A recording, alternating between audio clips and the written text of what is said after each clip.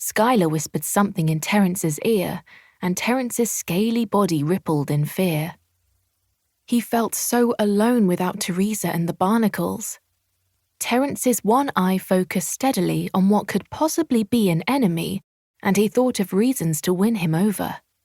A log holding the weight of Terence and Skylar cracked and splintered beneath them, and Darius's highly sensitive nostrils began to detect the scent of another dragon. He could smell the waft of cheese, onion, and lardons repeating in his breath, and said under his breath in ancient dragon tongue, "Step one step closer to me, and you will be a memory." Terence was now shivering and shaking all over. He understood this language well enough.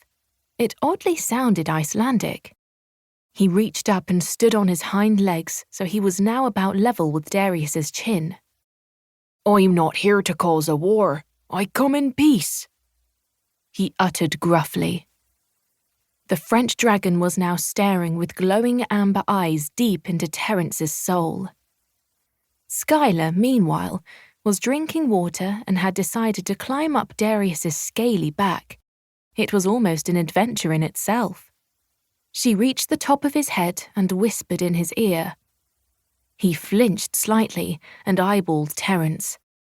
Skylar's eyes were now facing Terence as well as Darius's. Darius smiled knowingly and walked slowly away from Skylar and Terence deeper into the forest. "Follow me," he growled, and his big frame swayed through the leaves. Skylar hopped onto Terence's shoulder, and they moved up the hill in the leaves.